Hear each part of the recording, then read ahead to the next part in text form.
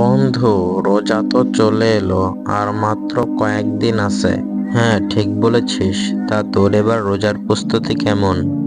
আলহামদুলিল্লাহ, আমি রোজার আগেই সব গুছিয়ে নিচ্ছি, যাতে এই রমজানে ভালোভাবে আল্লাহর ইবাদত করতে পারি।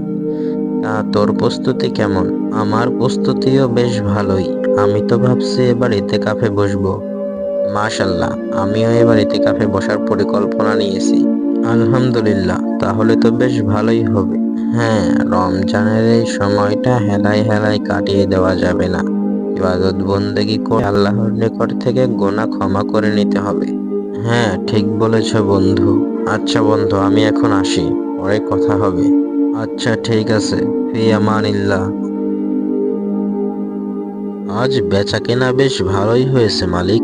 রমজানের আছেও তো আর কয়েকদিন, তাই লোকজন বেশ ভালোই জিনিসপাতি কিনছে। হ্যাঁ, এই সুযোগটাই আমাদের কাজে লাগাতে হবে। এর মানে কি মালিক? আমি তো কিছুই বুঝতে পারলাম না। শোন, এই রমজানে আমাদের আরো বেশি করে মুনাফা অর্জন করতে হবে। কিন্তু মালিক, সেটা কিভাবে করবেন? এই যে জিনিসগুলো দেখতে পাচ্ছিস, এই জিনিসগুলো পেছনের ঘরে লুকিয়ে রাখ। আর সবার সামনে বলবি যে সামগ্রী সহজে পাওয়া যাচ্ছে না, খুব বেশি দাম দিয়ে নিয়ে আসতে হচ্ছে। এটা বলে সকলের কাছ থেকে দ্বিগুণ মূল্য নিবি, বুঝতে পেরেছিস? এতে আমাদের অনেক লাভই হবে। কিন্তু মালিক, কোনো কিন্তু নয়, যেটা বলেছে সেটা কর। কিন্তু মালিক, এটা করা ঠিক নয়। রমজানে পণ্য সহজলভ্য করা উচিত, যাতে কারো কষ্ট না হয়। এই, তোকে এত জ্ঞান দিতে হবে না। আমি শুধু চাই টাকা, আমার টাকা হলেই হয়ে গেল, বুঝতে পেরেছিস? এখন যা বলেছি সেটা কর। তাহলে মালিক, আমি আপনার এখানে আর কাজ করব না। আপনি আপনার ব্যবসা চালান। যা যা, আমার দরকার নেই তোর মতো লোক।